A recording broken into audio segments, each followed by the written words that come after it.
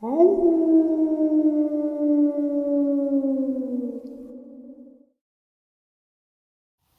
greetings and salutations, everyone. I hope everyone is still doing well.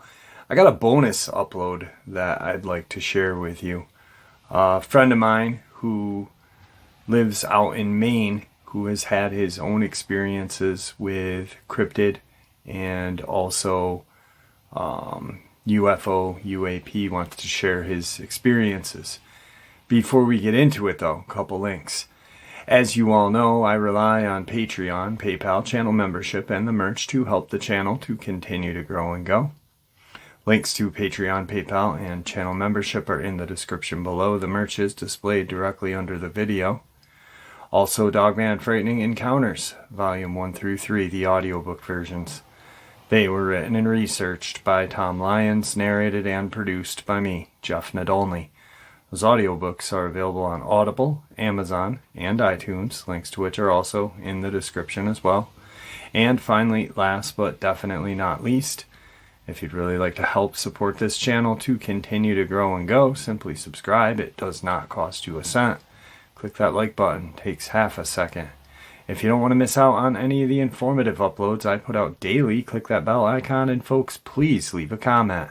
Why? Well, because all of these things, they really do help this channel to continue to grow and go. And yes, folks, it definitely does matter. Now, everyone, I have taken far too much of your time. Let's jump in to this bonus upload, shall we? This bonus upload is a good friend of mine. I met him actually through YouTube, and he has some experiences in Maine. We talk, when we do talk, we usually talk about cryptids, reptilian, David Icke, things like that. And just a really nice guy, family guy, and I hope you guys enjoy this interview.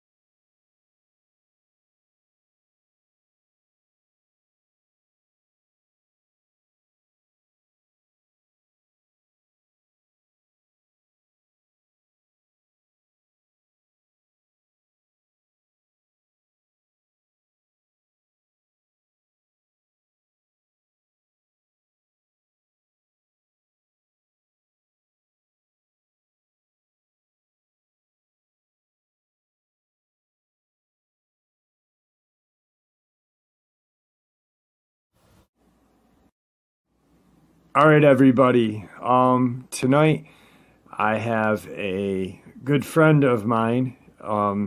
He is a narrator as well, but he's also a friend of mine from Maine. His name is Chaos Theory Production. I'm not going to give you his real name because that's his choice. If he wants to share that, he will. He is going to be sharing his Bigfoot encounter that he had with us when he was a child. Also, it would mean a lot to me if you guys went over and checked out his channel called Chaos Theory Production. He does fan fiction. He's does a lot of podcasts. He's got a couple podcasts about UFOs and alien existence. Just an all-around great guy, and it's a pleasure to have him on tonight. Chaos, how are you, brother? I'm all right, brother. How you doing? Very Hello, good. everybody. Thanks for having me on, man. I appreciate it. It's an honor, and it's been a long time coming. So, now, when did you have your encounter? How old were you? Well, I was 19 You at were the time. 19, okay. And just for context, I've talked about this before. I'm generally still kind of little about talking about it. I mean, even though I did do a story of it on my channel, I guess it's just one of those things. You feel weird talking about something like that. I mean, I can totally understand why people have encounters like this and don't want to say anything. You know what I mean? Yeah. Yep, I do. That's why I try to keep anonymity and respect, is because I think that's key to getting people to share their encounters, is honoring those two things. You know, who am I to debate whether it happened or not, and who am I to share where it happened or your name and this and that. So I'm going to give you the floor for a little bit, and you can share with everybody your encounter. All right. Well, just to kind of set the story, this happened in 1998. It was a long time ago. And I just want to make it clear that this was during moose hunting season. And I've never really been a big hunter. I guess I'm the type of person that I'm going to go into the woods with a rifle, and I'm going to find a spot and sit and wait, and I'm probably going to fall asleep. You know what I mean? Yeah. But I don't know how this came together. I don't know the details. I've never known, and honestly, that's part of the story that I just, I'm not going to put too much time into it. But a buddy of mine and his dad, they went moose hunting up Maine every single year, and they've always shot moose or deer or whatever. And they asked me, they said, hey, you got your hunting license, you want to go with us? And I'm like, yeah, sure, why not? I mean, I wasn't necessarily going up to go and shoot something. I was going up just because I love the woods. I grew up in Maine here. So it's, even in the area that I lived in at that time, growing up as a kid, there weren't a whole lot of houses. I mean, I lived in a development in the south of the town that I live in. And, it was just a nice place. I grew up playing in the woods with my friends and all that. So to get a chance to really go into the wilderness, yeah, why not? Why wouldn't I? It would be a nice vacation for a weekend. Right. And I'm sorry, what were you going to say? I just agreed with you, absolutely. So the only thing that I knew of, and I didn't realize it, and I still, even though I've looked at it on paper, but we have two, I guess, mountains, not really big mountains in this state, but they're both called Elephant Mountain. And anybody, you can fact check me totally. It's totally fine, but you've got one that's near Moosehead Lake, and then you've got one in Oxford County. And there's a big difference, because I've had people be like, dude, Oxford, Maine? I'm like, yeah, there's a city and a county. I mean, we do that stuff up here. So as far as I knew, we were going up in the deep woods in Oxford County. And so I hunkered down into the back of my, buddy's dad's Bronco, and I pretty much slept the whole way. It was like 4.5, 5-hour drive. So we get up there, and I'm waking up because the Bronco's bouncing. It's one of these old type of, we're talking like late 70s, early 80s Broncos, big one, you know what I mean? Big, comfortable thing. And I'm waking up, and we're going down what I guess was like a log access road or something like that. It was this little dirt road out in the middle of nowhere. And he turns down what looks like a trail. Didn't even think that we could get this vehicle down there, but he did. And we're coming up on... We stop at this little cabin, and the best way that I can describe it is, if you've ever seen the Evil Dead movies, that's kind of what the cabin looked like. So it's the first thing that pops into my head. I'm like, great, we're going to find demons out here. Awesome. So we get out of the Bronco, and the biggest thing that I noticed was the fact that it was just silent. It's just nature, dude. I mean, it was beautiful and wonderful, but very intimidating at the same time, because if anything ever happened, it's only the squirrels in the trees that are going to hear you scream, and everything else is going to run away. And, I mean, we get into the cabin, and, there was some, it required some cleanup. Let's just say that. We cleaned it up. We got it ready to go, got our stuff unpacked, and, it was, later afternoon in the day, so we had couple hours, 2 or 3 hours worth of daylight left, and my buddy's dad, ex-Vietnam vet, military guy, so he was like Davy Crockett, man, boom, gone. Didn't even hear him, see him, nothing for a couple hours. Well, my buddy at the time was a very large man, like 300 and some pounds, so he wasn't going to walk very far. So probably maybe a quarter of a mile, maybe half of a quarter of a mile away from the cabin, we see this little area where there's a log and there's some thicket. And for anybody who doesn't know what a thicket is, it's basically like thick brush, maybe some thorny bushes. But the way that it was set up was that you had this log in a thicket, and there was some spots that you could pretty much kind of put a gun barrel and a sight through. And maybe 50 yards ahead of that, there were game trails where, if you went out and looked, we could see there were tracks, and there were plenty of moose tracks. So we're in the right area. We go back to the cabin. We find out where we're going to, how we're going to set this up. Go back to the cabin, get something to eat and go to bed early. And wake up, at the butt crack of dawn, man. You know what I mean? Go out there, and we're sitting there.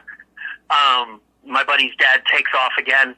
Who knows where he went? And so my buddy and I are sitting on this log, and we're just kind of talking quietly amongst ourselves.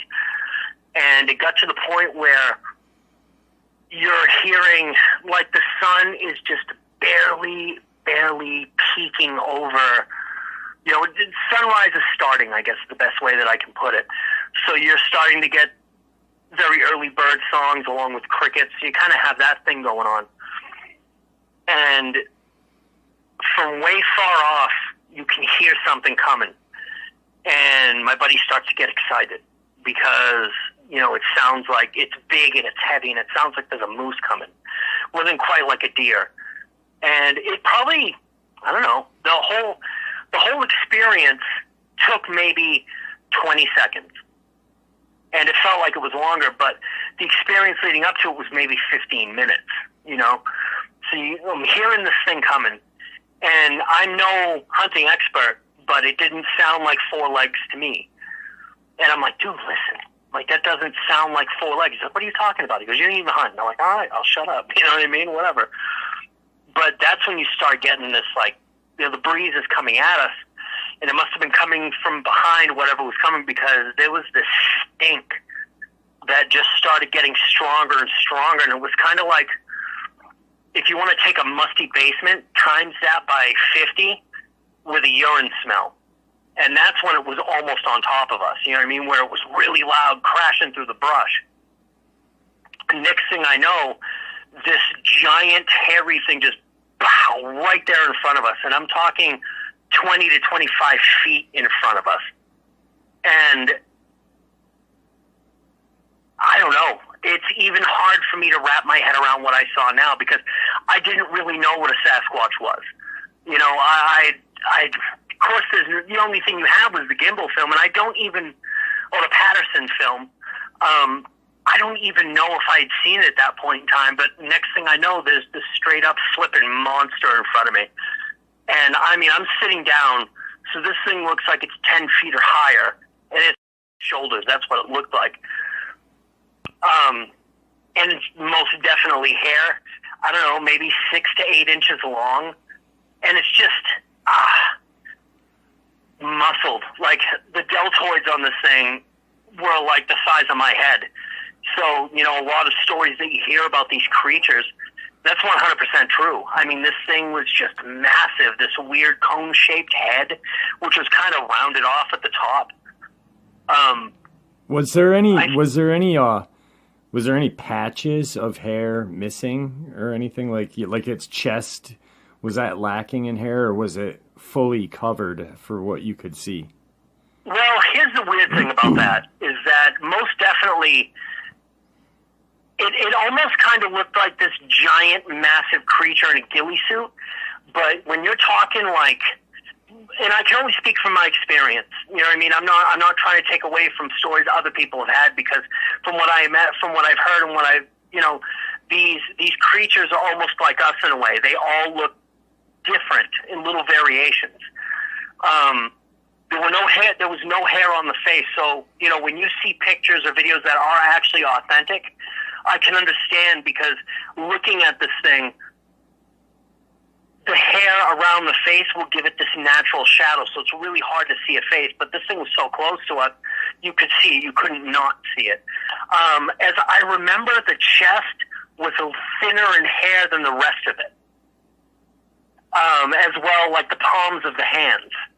And the thing is that this thing came walking through, and it stopped, and it turned its whole upper body and just looked down at us and snorted. You know what I mean? Yep. And, he's looking at me, I'm looking at him, and the thing was the eyes. You know, the biggest thing that I tell people that really, really struck me, other than the size of this thing, you know, what did the nose or the teeth or the lips look like? It's the eyes, dude. Big, round, like headlight, old-style headlight eyes is the best way that I could describe it. But it's looking at me and it's thinking. Like, you can just tell that there's this intelligence, that it's not some mindless creature like, say, maybe a deer that looks at you, or, you know, it wasn't a reactive type of sense. It's like, you know, I'm sitting here pissing myself, literally, and this thing's looking at me, studying me, just like I'm looking at him and studying him. The only difference was I don't think there was any fear in his eyes or face like there was on mine. Yeah, I'd never seen anything like this before. I grew up watching monster movies as a kid, and I'm looking at one right in front of me. You know, and that's the thing. You know, it's just like, I think that encounter itself, that whole encounter, maybe took 20 seconds, because I think we spent more time, you know, looking at each other and trying to figure out what was going on. Now, mind you, my buddy right next to me is shaking like a leaf. Like, he still won't talk about this to this day. I was like, hey, do you remember that time? He's like, no, I don't know what you're talking about. You know, and I guess maybe in times, it was kind of traumatic, I guess you could say, you know, seeing something like that. And that may be an understatement, but a motorcycle right here if you hear that. So this thing looks at us, and my buddy is shaking like a leaf. He's got a 30-40 Craig sitting on his lap, which is, in case most people don't know, that's a very high, big caliber rifle. And he's shaking, and he's starting to raise it up off his lap, and I just kind of put my hand on it and the barrel, like on his lap. I'm like, don't do it. And he just, you know, we're staring at him, he's staring at us, and then it kind of just straight up ends. You know, this thing turns its whole upper body and just continues to walk. And literally 2 or 3 strides, and this thing was in the deep brush and gone. You know, it's like, I've heard a lot of people say that, you know, when you're dealing with a creature like this, that you're in its living room. And that's kind of what it was. It's like you walking across your living room, like a couple steps, boom, and it's gone. Maybe 15 seconds after that, my buddy and I are looking at each other and was like, what in the hell? And this thing just lets out this just vocalization, this yell, and literally something like that chills you to the bone. I don't know how far away it got, but I can tell you right now that this thing, it felt like it was literally yelling in my ear. It was so loud, so loud. So I'm going to give you something that I didn't put into the video I made of this story on my channel. All right. And I think it was maybe more for continuity, because let's face it, I mean, I've had many people come and comment on that story, and I've gotten rid of those comments because I don't want negativity of any kind. I mean, who does on their stories, you know? Right. Some thrive on it, some don't want it. I've gotten rid of those comments where they're like, that's not true, don't lie, that type of thing. And you're going to get that. It doesn't matter. I'm very sure that you face that in the line of work that you're doing. But yeah, I didn't put this in the story because I think at that point I wanted... This happened, but when you're doing stories like this, if you put too much into it, it can sometimes sound far-fetched. Well, actually not one of, but many people, researchers that I've talked to and have listened to and whatnot have said, not only do you have to worry about the one in front of you, but it's the ones that you can't see behind you or around you. Yeah. Now, after this thing vocalizes and yells, maybe another few seconds after that, probably, it seemed like it was probably maybe 50 yards behind us. It was really close. It was almost like the woods exploded, hoots and hollers and vocalizations, and it sounded like a Mack truck just busting right through. And him and I turned around and looked in time to see very vague shapes dashing the way that this thing went, which leads me to believe that this big boy that was out there was not the only one out there. And from some reports that I've heard in digging into, I want to say lore, and I hate to use that word, but I don't really know a better word to use at the moment, that they'll be kind of like a hunting party. They will space themselves out maybe 50 to 100 yards, even though they know they're there. I guess that's the whole point of using vocalizations and tree knocks and all of that type of thing. You know, it just blows your mind. It really does. I mean, like, even now, being 43 years old, and I was 19 when this happened, dude, I know what I saw. I know that I didn't dream it. I know that I'm not making it up. But it's still really hard to wrap your mind around something like that. I mean, even now, I've seen weird lights in the sky. I grew up in a haunted house. My grandparents' house was haunted growing up. You know, when you're dealing with something like that, and you see something like that, if you're dealing with it a lot, it can kind of somewhat reach a norm. Right. But when you deal with something like this is just completely different. So I know that in my own personal experience, those people who have seen creatures like this, whether it be a Sasquatch or a Dogman, I can relate in the sense that it's just like, doesn't matter if it happened yesterday, it doesn't matter if it happened 20 years ago. You still don't have an explanation. You know what you saw, you know what happened, but, you know, does it make any sense? I mean, I don't know if I'm describing it properly, but yeah, it's just that. It's actually, I talk about it all the time on the channel, is, you know, no matter what time limit is between your encounter and now, it's always because our brain is told to that these things don't exist. We're told these don't exist by our parents, unless you've got really cool parents, by society and books, everything, that, you know, there is nothing out in those woods that except bears and, you know, the natural animals. So when we have these encounters, it stays with us for the long run, pretty much. You're not forgetting it no matter what. And it's definitely PTSD causing. So when it did that vocalization, when it roared, how your chest, did you feel like the vibrations in your chest? Can you explain? Like, yeah, you know what's funny is I can give you the perfect explanation for something like that. And growing up, if anybody who's ever sat, excuse me, if there's anybody who's ever sat in a car that has a really massive sound system in it, I mean, I myself personally, you know, up to that point and beyond it, had always had very big sound systems in my car because that was the thing to do. That's what I liked.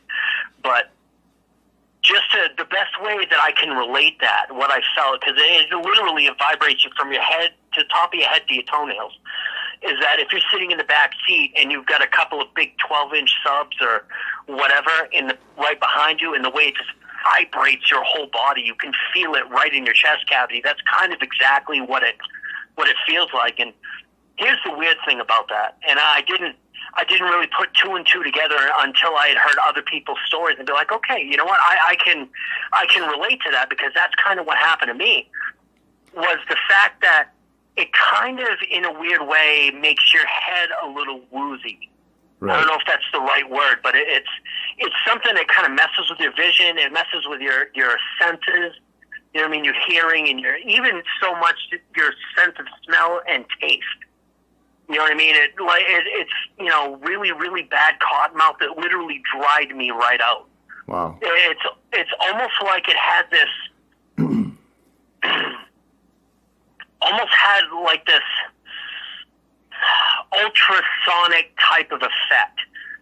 You know what I mean? Yeah. I don't know if I'm describing it properly. I can kind of only go in my own words on how that felt. I think people are going to get the gist of it. I really do. Like, it has its effect on your five senses, except touch, and, you know, pretty much your hearing, vision, smell, taste, everything is just affected, because it's, like you said, ultrasonic or something. You know, it probably, the vibrations and like the bass probably does something to your brain, you know, and it probably screws that up for a little bit too.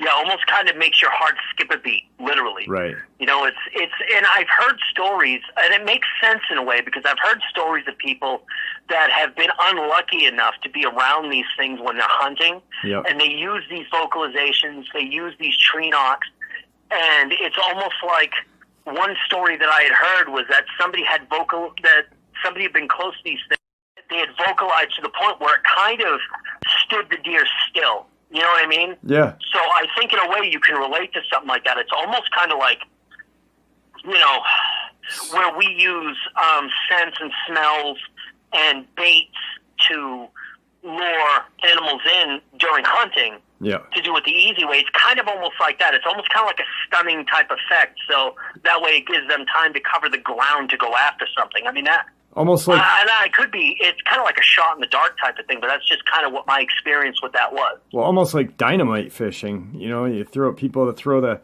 dynamite in the water necessarily doesn't kill them. It just screws their senses up to its easy pickings then, you know, with that... Right. With a deer, you know, so... Yeah. Definitely a crazy and terrifying encounter. We're going to go off a little bit, guys, and Ryan and I are going to just kind of shoot the shit a little bit. We've been friends for a while, and we've talked about doing podcasts and stuff. I kind of want to just talk with him, and, you know, we talk a lot about reptilians, just personal phone calls and stuff, and, you know, maybe we'll touch a little basis on some of the stuff that you're into. We'll go off course a little bit and touch bases. You've had a UFO experience. I've had a few. Just recently, though. Just recently. You want to share that with us? Yeah. I mean, it's one of those things like summer of 2019. I mean, as a matter of fact, the weird thing is that a lot of this started for me. I mean, I've always believed I've seen weird things in the sky. You know what I mean? That you can't quite explain.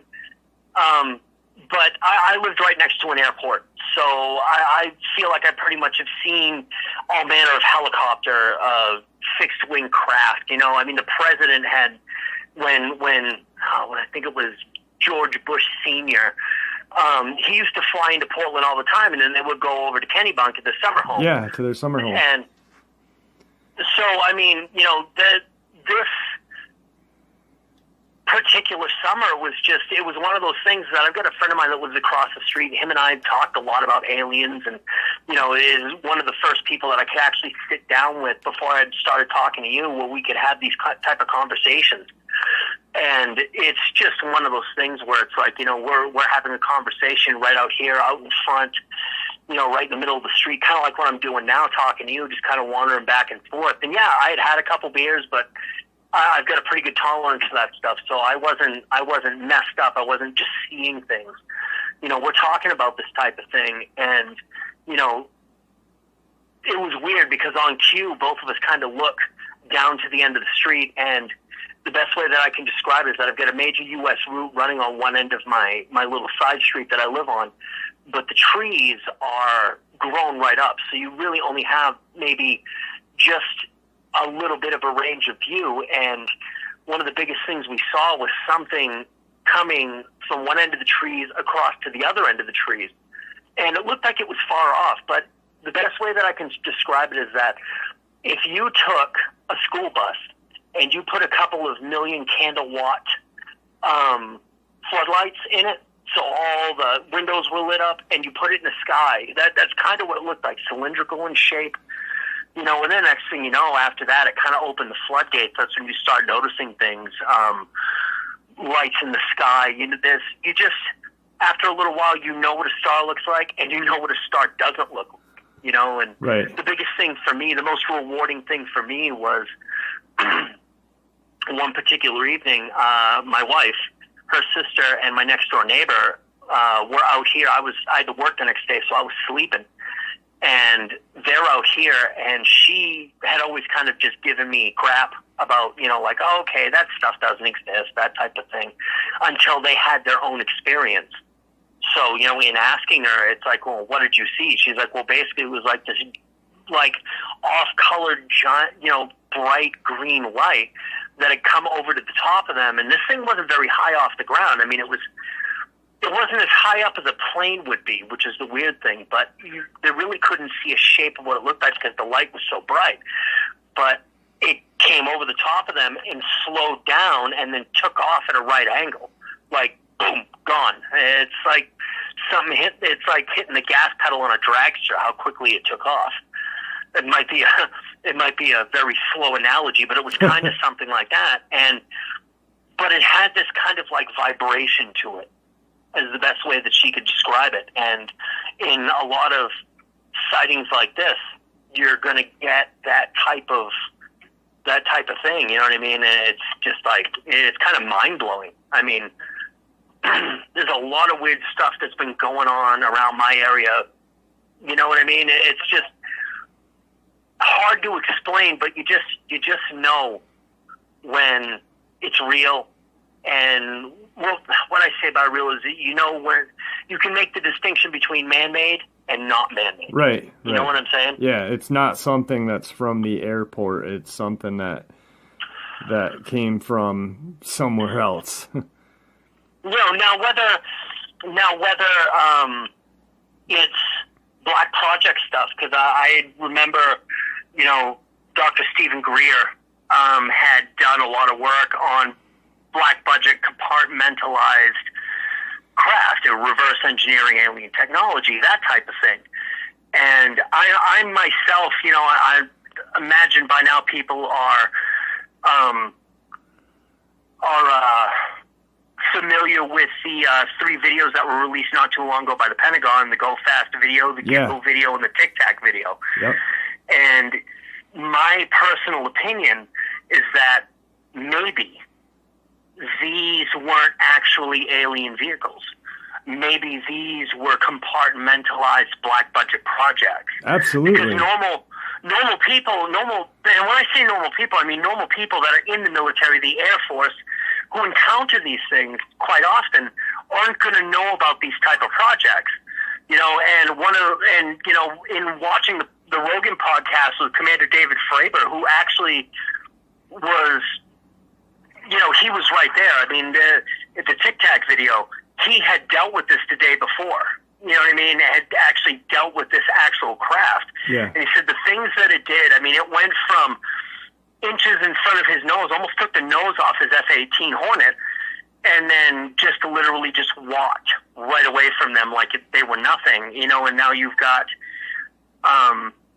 the Go Fast and the Gimbal videos, which took place in 2015, which was on the other side. I mean, because the Tic Tac was on the Pacific coast, and the other 2 videos were here on the Atlantic coast. And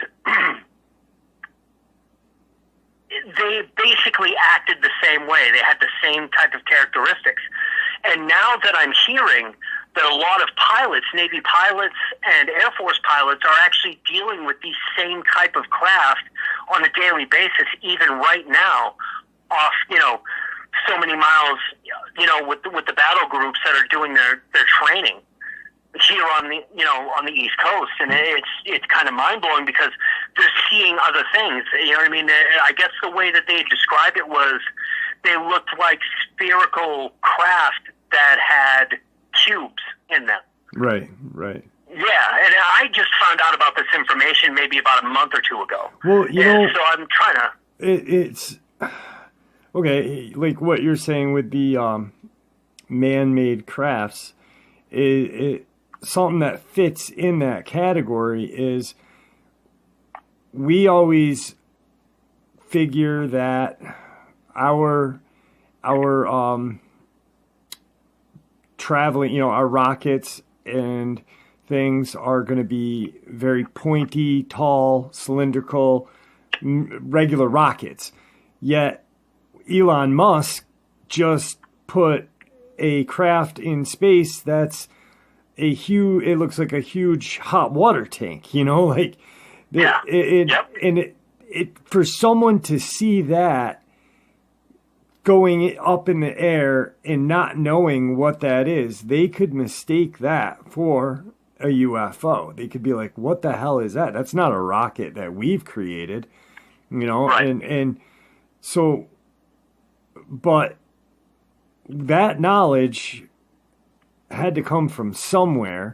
And I'm pretty sure that, you know, they tapped in to these crafts that have been here previous and said, you know, well, look how this is. This looks like that, you know, it doesn't look like it's going to travel very good, but it does. So, you know, we're definitely playing with ancient alien schematics of crafts on some of these, I believe, you know, like the Blackbird, the stealth bomber. You know, it's coincidental that the stealth bomber looks just like a UFO, you know, like, or what? Yeah. And so we're definitely, you know, and what was it, Pentagon a couple of months ago, they said that they've recovered crafts that were not of this earth. You know, it's well, that was just recently highlighted. I think it was a couple of weeks ago. There was an article in the New York Times. Yeah. And they had printed a couple of retractions, but those retractions weren't necessarily saying, "Hey, we got our information wrong." They just literally reworded what they had said to make it more digestible. I think. I think the biggest thing for me is the reason why. A couple of things. The reason why I think that maybe these craft or black budget craft, like I could be totally wrong, but it's just some things that people had said. One of the biggest things was Bob Lazar, which I'm sure everybody knows and knows his story. You know, that he was working with reverse engineering gravity engine propulsion systems. Yep. And this is a guy that no matter what you think of him, 99% of everything he said has been proven true to this day. You know, and as far as his credentials and all that stuff, there's been people that have come out. There was as a matter of fact, there was an interview recently from a UFO researcher that had talked to a man that knows Bob Lazar, had been in his house and had seen his MIT diploma hanging on the wall. You know, what a lot of people don't know is that his house was broken into not long after that, and all that stuff was taken. So in the world that we live in, especially now, you can be erased electronically. Well, if somebody wants to, even back in the day there, if somebody wanted to erase you, say the government, conspiracy, all that stuff, they could do whatever they wanted. So with Bob's, you know, the biggest thing that I took from that recent documentary that Jeremy Corbell had done, you know, was the fact that how Bob described how these systems would work. And it's kind of the same thing. I don't know how many of, you know, your listeners who are going to hear this know who Ben Rich is, but Ben Rich was at one time, before he passed away, he was the lead. He basically headed up Lockheed Martin Skunk Works. Yep. And he had made a comment to somebody on his deathbed that said, "We've got stuff that would make George Lucas drool. We've been there, done that, or thought it wasn't worth the money to do." So does that mean that all these rumors about the, you know, secret space force, like Solar Warden, all these supposed craft that we have up in the solar system, does that mean it's BS? I mean, this is coming from a guy, you know, Ben Rich, that this guy was very reputable. He didn't lie. He didn't bullshit. Yeah. No, well, you know we had, in upstate New York, there was a, actually probably 5 miles from where I grew up, there was a small Lockheed Martin plant, and literally it looked like it was so militarized to even gain access. Like there was pole lines that would run behind it, and you couldn't even, like, they built their fences over the pole lines, and, you know, to where nobody could get from, you know, a half a mile from the building. And because they're just building stuff that they don't want the public to know about, you know, and it's it's definitely a crazy thing. We got a little bit of time left. I know I want to touch on something that you and I talk about a lot, and that would be, and we actually talked about it today, and my listeners love the reptilians. They love reptilians almost as much as Dogman and Bigfoot. I am fascinated by them as well. You want to share a little info with, because I know you've got a lot of info because you're constantly reading. And where was it? The Draco system or whatever the hell it is? Well, there's a constellation of stars. I'm not sure. I mean, I'm pretty sure it can change depending on where we are in the solar system, but there's the Draco constellation. Yeah. And it's thought that these beings would come from that constellation. There's writings, I guess you could say rumors. I'm not really sure. Ancient writings, that's why the destruction of history is really crappy, because, you don't know. There's a lot of stuff will get lost. And, in a lot of ancient writings, these beings have been, I've heard that they come from this constellation, they've come to this planet, they were probably here for millions of years. I mean, apparently it's a very long-lived race. For as much as we know, there's even more that we don't know. Yeah. I've been following a couple of researchers that have really gotten into the whole reptilian experience, and that there might actually be some on this planet to this day.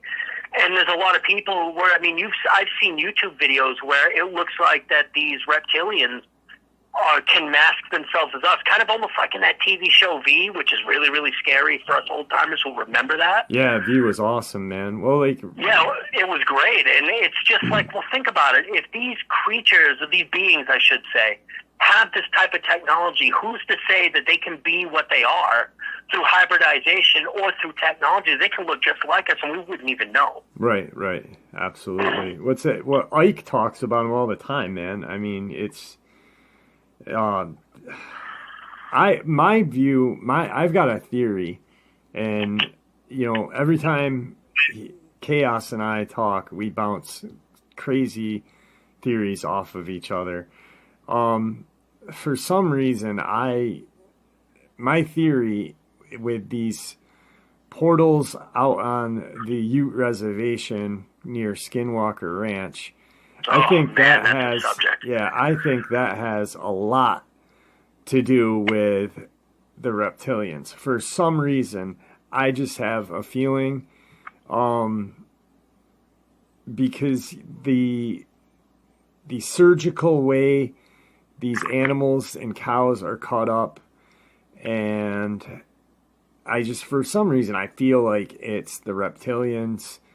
I believe a lot of different monsters or creatures come out of them from wherever, an alternate universe or whatever, but I mean, who are we to say an alternate universe isn't part of the universe anyway? It's a big universe. Maybe it's all connected and it's just a wormhole to a whole different area in the universe. But I have it that's my theory, is there's some sort of connection with Skinwalker Ranch and the reptilians. I don't know why, but I've always felt like that. And I think Tony Robbins buying Skinwalker Ranch, I think he's a reptilian. But well, he's a big man. He just popped out of nowhere, and then he's this biggest self-help guy in the world. And I don't know. But this is the kind of conversations Chaos and I have, and we've been dying to do one of these on my channel for a while together, just to shoot the shit and discuss a bunch of craziness. So I kind of wanted to have his encounter kind of open a door of another podcast that he and I might work on down the future here. So look. Listening, that's not human. It's not a human. Look at the deer at first, but no.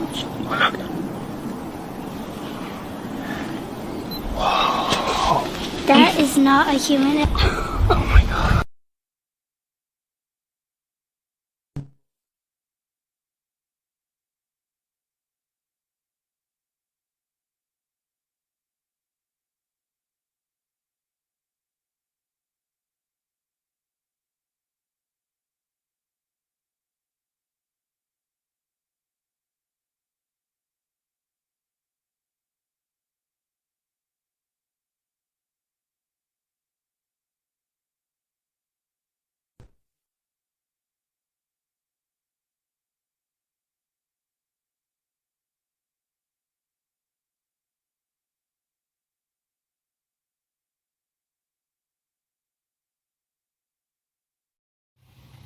All right, guys, I hope you all enjoyed that interview.